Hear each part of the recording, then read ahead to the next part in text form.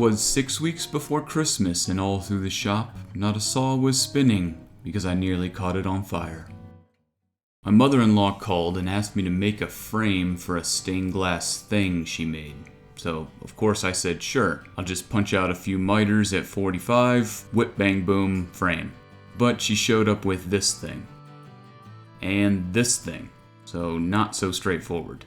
We'll take off from the starting block with this hunk of oak, which is gonna require some milling. I'll start with the narrow face on the jointer before taking it over to the table saw to bring it down to 8 inches. And you guessed correctly, 8 inches so that the broad face will fit on the jointer. Let me know if you do this or have heard of this, but this piece had some finish on it and it was really helpful in visualizing where the jointer was eating material. Maybe a quick hit of spray lacquer or even spray paint would do this for me in the future. I don't know, just a thought. Now that I have one flat face, I'll plane the opposite parallel.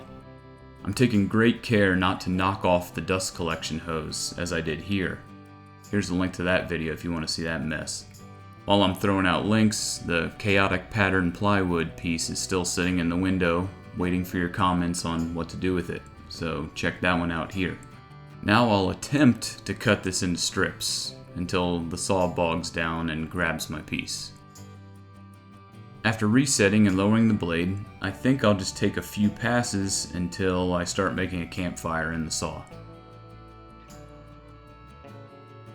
What's left to do but stand there, soaking in the fumes, and consider what to do next.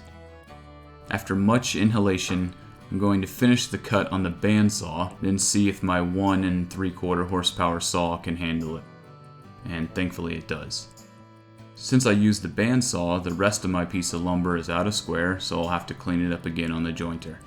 Back to the table saw to make a very shallow pass, just to give me a line to finish on the bandsaw. It was a lot of close blast gate, open blast gate, make the bandsaw cut, close blast gate, open blast gate, finish it on the table saw, close blast gate, open blast gate, clean it up on the jointer. Whew.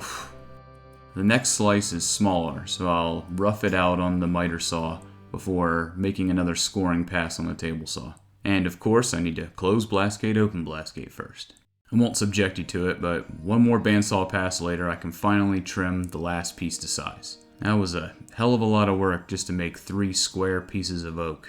I'll sand these quickly to remove the burn marks and to get set up for the dado cut to accept the stained glass tree. I'll run the piece through once and then flip it to the other side to make the other part of the dado. This ensures that it's centered on my workpiece. After doing that on all the pieces, I'll do one more pass to knock out that lip running down the middle. Now the angle to join these is here, which will make the pieces fit together at the apex of the tree. But what am I supposed to do with this angle? Cut it like this? No. So I opted to trim them on the bandsaw and then sand to my line with the disc sander. This actually turned out okay, but I made the bottom angle 11.5 degrees off of 45 in the wrong direction. So I remade the bottom piece and figured I'd do a little sanding to evaluate my life and figure out how I'm going to do this glue up with the weird angles and very fragile glass in the middle. Okay, game plan is to get one side glued up without the glass, and I'll give that a full day to completely dry.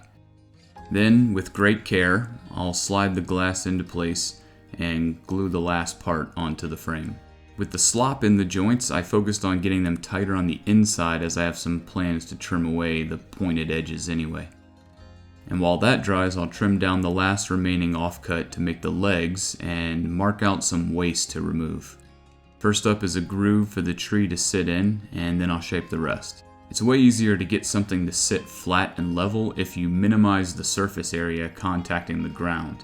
So I'll trim away most of the bottom, leaving 2 feet at the ends. Pre-drill a couple of mounting holes, sand it up, and the legs are done. The corners look like major ankle hazards, so I'll nip those with the jigsaw and then give this thing some finish. Not ready for concourse judging, but let's see if the mother-in-law likes it. No, looks really good. Looks really good. I just need vindication! Thanks for watching. Subscribe for more.